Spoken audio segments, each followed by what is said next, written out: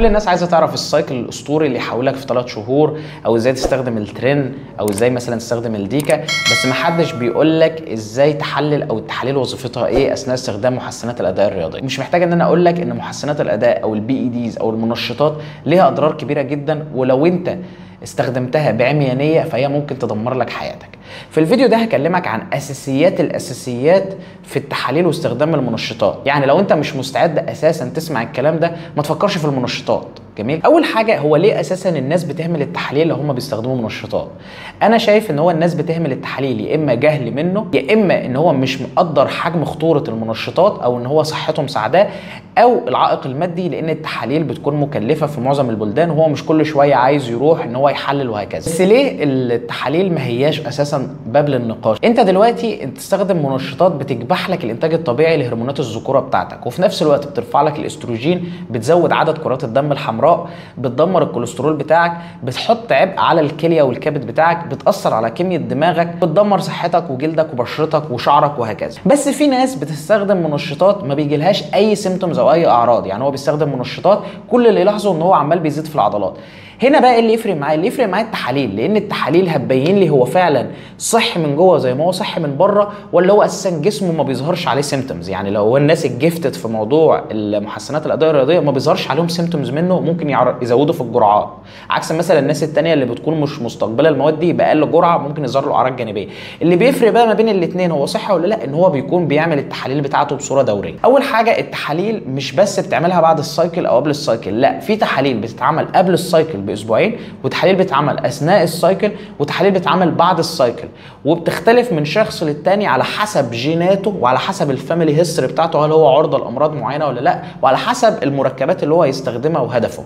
واول حاجه معانا وهي اللي قبل السايكل او اللي بنسميها البيز لاين. التحاليل دي بتعملها قبل حتى ما تفكر ان انت تشتري المنشطات او تجيب الفايلات وهكذا.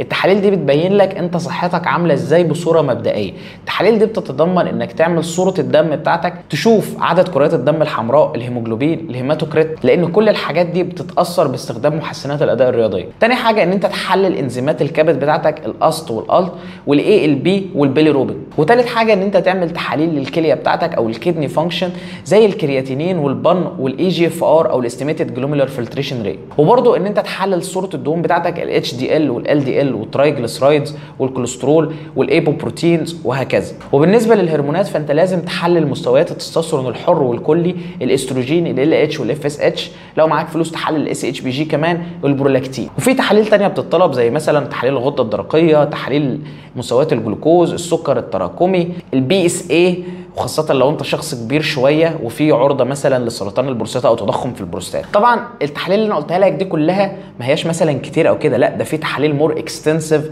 وتحاليل جينية وهكذا. دي الاساسيات خالص اللي انت المفروض يبقى عندك فكرة مبدئية ايه هي التحاليل دي اصلا واحنا بنعملها ليه. تاني بقى تحاليل بتتعمل معانا وهي ميد سايكل او اثناء السايكل. التحاليل دي بتبين لي هل في مثلا مشكلة بدأت تظهر او الهرمونات بتاعتها دي مضروبه، لان للاسف معظم الهرمونات لو ما كانتش كلها اللي بتكون بتتعبى تحت السلم واللي يقعد يقول لك ده هرمون مستورد مش عارف ايه، كلها مضروبه، وبتكون يا اما الجرعه بتاعتها مش مظبوطه او اساسا ما فيهاش الماده الفعاله دي. فانت بتحكم ازاي ان انت الهرمون بتاعك ده اصلي؟ ان انت اساسا يكون عندك بيز لاين لمستويات هرمونات الذكوره بتاعتك، وتشوف انت في نص السايكل التحاليل دي عملت ازاي. لان طبيعي مثلا في نص السايكل ان الاقي ان التستوستيرون بتاعي بقى عالي الحر والكلي، ان انا الاقي مثلا الاس اتش بي جي ابتدى يقل، ان مثلا الاقي ان الاف اس اتش والال اتش ابتدوا مثلا يقلوا شويه وهكذا. دي حاجات طبيعيه. طب لو انت مثلا واخد منشطات مضروبه هتلاقي ان التحاليل دي مثلا مش متظبطه. التحاليل بقى اللي بتتعمل في نص السايكل ممكن تكون السي بي سي، صوره الدم، عشان اشوف هل المنشطات دي رفعت لي عدد كرات الدم الحمراء ولا لا،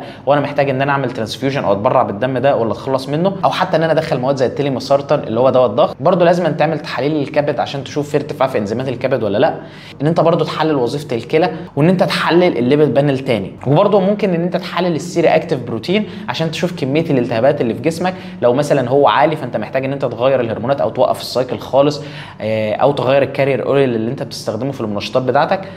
وبرده ممكن تحلل الانسولين او الاي جي اف 1 او الجروث هرمون لو انت بتستخدم الانسولين او الجي اتش في السايكل بتاعتك. وظيفه التحاليل اللي بتتعمل في نص السايكل ان هي تشوف المشكله قبل ما تقع. يعني هي الماركرز دي بتبين لي هل هيحصل مشكله ولا لا، هل المفروض ان انا اوقف السايكل او اقلل الجرعات او اللي انا ماشي تمام. تالت بقى نوع من التحاليل مهم معانا، وهو بعد ما اوقف السايكل. يعني مثلا التحاليل دي بتتعمل بعد ما اكون خلاص عرفت ان المركبات قربت تخرج من الجسم، او ان انا قربت من عمر الخروج بتاعهم.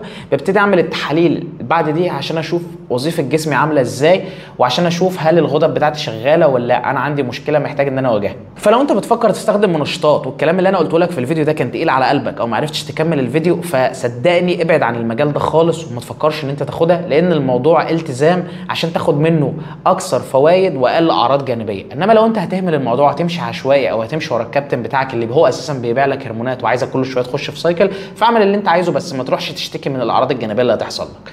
وبس كده، اتمنى الفيديو يكون عاجبك. لو عندك استفسار سيبه تحت في الكومنتات، ولو حابب استشاره او متابعه الكترونيه فهتلاقي اللينك في الديسكربشن. وبس كده، سلام.